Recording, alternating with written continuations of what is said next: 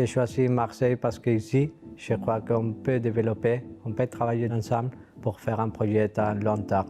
Et ça sera important et pour moi, je compte beaucoup sur la durée ici à Marseille et j'espère que ça aura les résultats, ça aura la gestion même aussi à dire, de pouvoir rester ici pendant longtemps.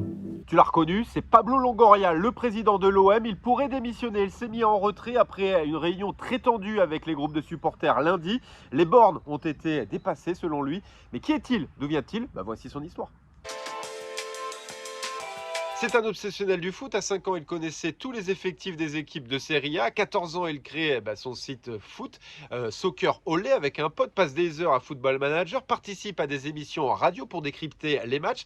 Son but ultime, c'est bien sûr d'intégrer un club européen, travailler pour un club européen. Et donc, il envoie des CV, des courriers à Newcastle, le PSV Eindhoven par exemple. Et il va même taper à la porte d'un agent qui va le prendre en stage.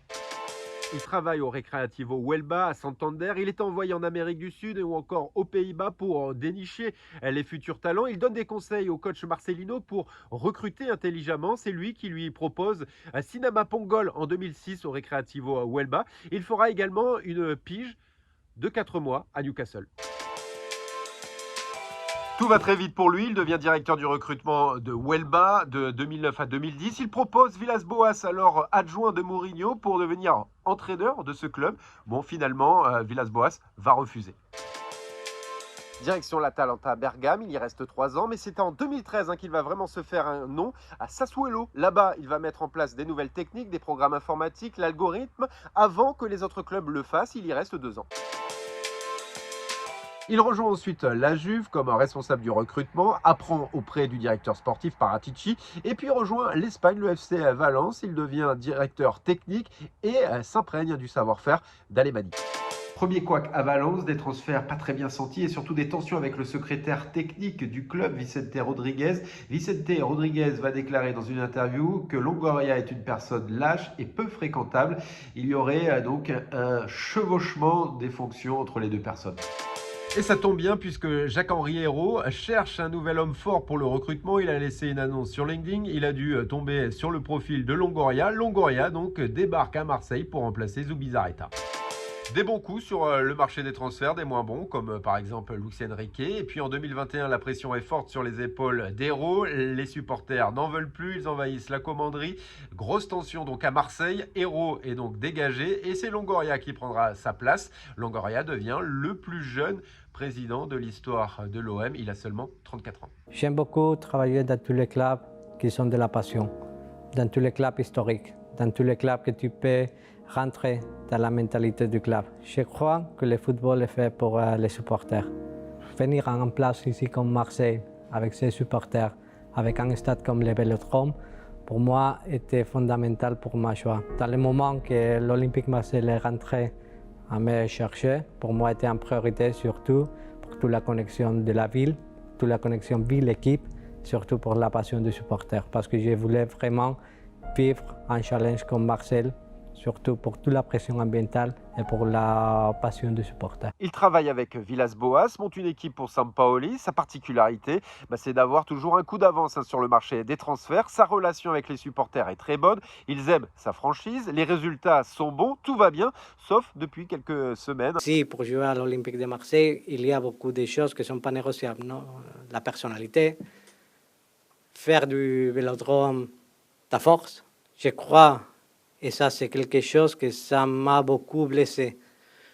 Jouer contre Brest, et je répète, un stade qui était avec nous toute la saison. Toute la saison. Et faire ça pour ton dernier match à domicile, c'est pas avoir beaucoup de respect pour l'institution, même pour toi-même. La tension est revenue. Une réunion avec les groupes de supporters a éclaté lundi et a provoqué des dégâts, une grosse crise, alors que l'OM est seulement à 2 points du leader de la Ligue 1 et surtout invaincu et toujours en course en Ligue Europa. Cette réunion a provoqué un séisme, le départ du coach Marcelino, le retrait de la direction. Les groupes de supporters reprochent à Longoria le retrait des cadres, Guendouzi, Payet, Mandanda, le changement systématique des coachs, des joueurs, l'élimination précoce en Ligue des Champions, la mauvaise gestion du centre de formation et surtout du copinage aussi il y aurait eu. Et il y aurait, oui, surtout des menaces de mort qui ont été démenties par les supporters. Pour Longoria, c'est inadmissible. Que j'ai volé de l'argent avec les transferts. Qu'est-ce que j'ai fait? J'ai demandé au groupe Maccourt d'ouvrir une investigation à moi et à tous mes collaborateurs pour démontrer qu'on était transparents. Dans un entretien final, j'ai donné tous mes téléphones, tous mes comptes bancaires, toute ma vie, mes conversations privées avec ma mère. Je les ai donnés à une entreprise américaine qu'ils ont passé à moi, à investiguer moi et tous mes collaborateurs. Dans l'entretien final, j'ai pleuré pendant une heure. J'ai eu nécessité d'avoir un suivi psychologique parce qu'avec les valeurs que j'ai dans la vie, jamais je pourrais m'imaginer que ça pouvait aller tellement loin. Et ça m'a touché beaucoup. Problème psychologique. Ma mère, je n'ai pas eu ma mère pendant 2 ans pour un problème psychologique.